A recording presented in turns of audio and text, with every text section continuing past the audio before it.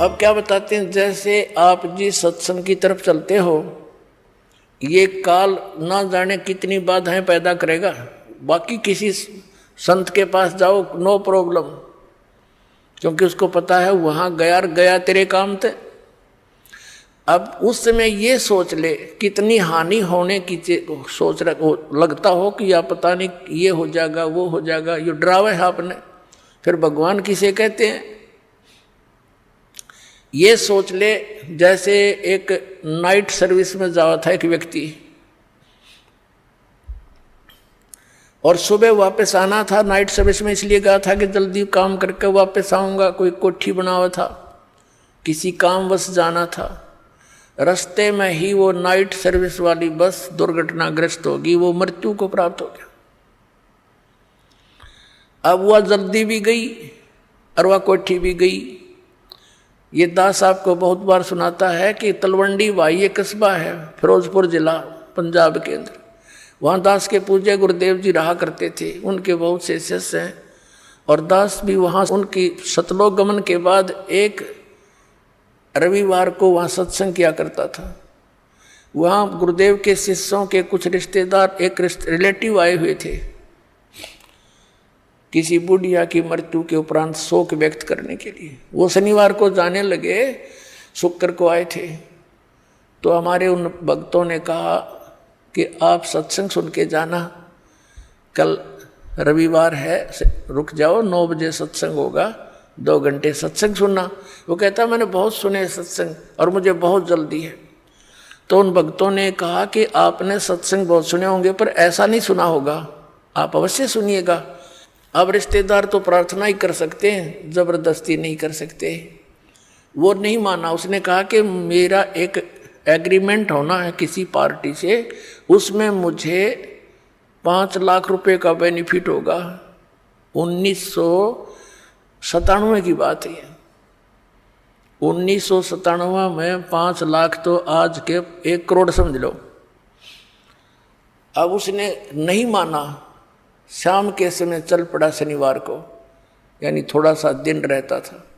अंबाला के पास आकर के एक चंडीगढ़ के निकट जाकर के एक ट्रक खड़ा था बजरी का भरा हुआ, बजरी रोड़ी का, और उसकी किसी डिफेक्ट हो गया था। पिछले पहियों में दोनों पहिए निकाल रखे, बैक के चारों, अगले पहिए 2 शेष थे और पीछे जैक ला रखा था।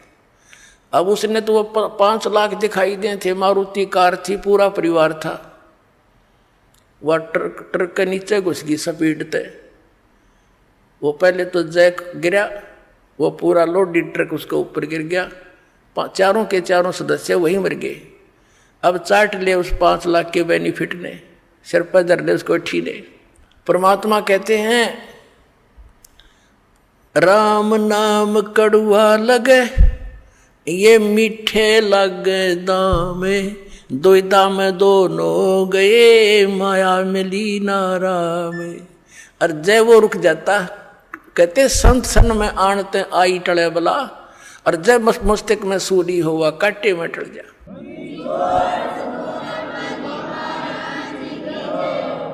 तो जब ये मन ऐसी बकवाद करे तो नो सोच ले मेरी मृत्यु हो जा आज, तो फिर इस काम ने कौन करेगा?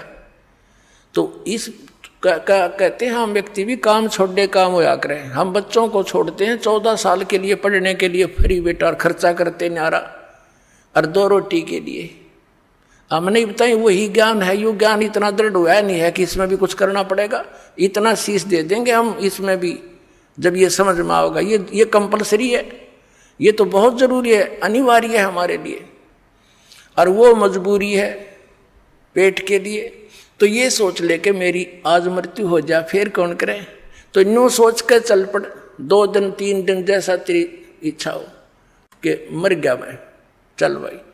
अब 2 दिन 3 दिन यहाँ रहोगे, सत्संग सुनोगे, सेवा करोगे, परमात्मा के पुण्य इकट्ठे होंगे, ज्ञान सुनोगे, और 3 दिन में कोई, वैसे तो भगवान की कृपा से ऐसी हानि होया नहीं करती, कभी नहीं होती। और मान लीजिए आपकी उन सामाजिक व्यवहार से सोचें तो कोई हानि छोटी मोटी होगी तो फिर ठीक कर लेंगे, जा करके उसको पूर्ति कर लेंगे। और ये परमानेंट टिकट भी तो कट सके है, फिर क्या कर लेंगे। अब सोचना, परमात्मा कहते हैं, जैसे एक प्रसंग था, कबीर ये तन जावेगा सके तो ठहर ला।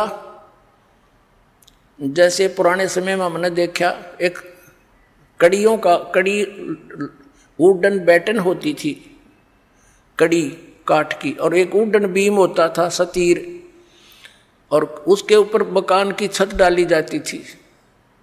और कई बार एक आधी कड़ी टूटन न हो जाती, या वो सतीर वुडन बीम में क्रैक हो जाता, उसमें बैंड हो जाता, तो उसके नीचे एक सपोर्ट दे दिया करते, लकड़ी के कोई बल्ली ला देते मोटा सा,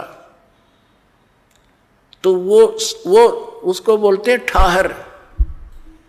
वो ठहर ला दी नीचे, तो निश्चिंत हो गए। फिर वो मनमाना 20 वर्ष ना खराब हुआ वो छत, और नीचे वो ठहर ना लाते तो वो सारी छत गिर जाती, सारा मकान नष्ट हो जाता। तो वो कड़ी की ठहर ला दी, नीचे से सपोर्ट दे दी उसको। तो परमात्मा कहते हैं, ये तन तुम्हारा जावेगा जब निर्धारित समय हो गया, और तुम मेरी शरण में आ जाओगे तो इसके ठार लग जाएगी वह कड़ी वाली, वो तुम्हें फिर सपोर्ट मिलेगा, आपकी आयु एक्सटेंड हो जाएगी भक्ति के लिए।